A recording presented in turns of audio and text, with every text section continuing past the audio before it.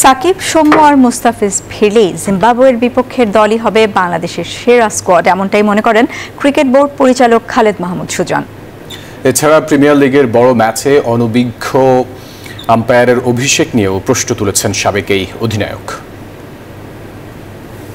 বিশ্বকাপকে সামনে রেখে নিজেদের পরিকল্পনা সাজাতে ব্যস্ত সময় পার করছে ক্রিকেট দলগুলো। বাংলাদেশের বিশ্বকাপ দল প্রায় প্রস্তুত, শেষ মুহূর্তে প্রয়োজনে দুই একজনের জায়গায় পরিবর্তন হতে পারে। ওয়ালটন ফ্রিজ কিনে অনেকের মতো আপনিও হয়ে যেতে পারেন মিলেনিয়াল, সেরা পণ্যের সেরা অফার।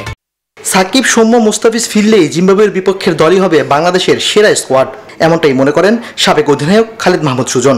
এই তিনজনের তো তিনটা রিজনে তারা নাই টিমে, না বাকিদের তো আর কোনো রিজন নাই যে না নেওয়ার কারণ নাই। যেহেতু বাকি আর কাউকে নেওয়া হয়নি, সুতরাং আমি বিশ্বাস করি হয়তো বা এই 18 জন থেকে দল হবে। আর হাসান যেহেতু ছিল, হাসানকে আমরা বাদ দিতে পারবো না। 19 জন, যে 17+2 মনে না 19 জন, এই 19 জনের থেকে স্কোয়াড হবে। প্রিমিয়ার লিগে আম্পায়ারিং নিয়ে সমালোচনা হচ্ছে।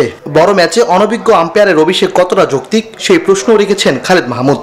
বড় খেলায় আমি সবসময় মনে করি যে আপনাকে এমন একজন আম্পায়ার দেওয়া উচিত যার এক্সপিরিয়েন্স, যে মাঠের প্রেশারটা কিন্তু অনেক বড় প্রেশার। যদিও আজকালকার ক্রিকেটে সেই বিগত আবহানী মরণের প্রেশার নাই, বাট তারপরেও আপনি তো এটা বড় দল খেলছে, ন্যাশনাল প্লেয়াররা খেলছে, তা আপনাকে এখানে এমন একজন আম্পায়ার থেকে যার প্রতি প্লেয়ারদের রেসপেক্টটা থাকে না।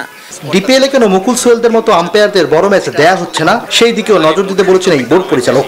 আমাদের আরেকটু বিচক্ষণ হতে হবে যে আমাদের আম্পায়ারিং কারা করছে দেখতে হবে, কারণ আমাদের দেশে এত এক্সপিরিয়েন্স আম্পায়ার থাকতে আমি কেন জেসিকে প্রয়োজন হলো আম্পায়ারিং দেওয়ার ওই ম্যাচটাতে, I don't know about it, to be very honest.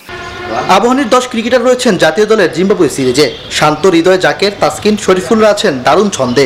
তাতে এই সিরিজে আশাবাদী প্রভাবশালী এই পরিচালক। ইমরান হোসেন, নিউজ 24, ঢাকা।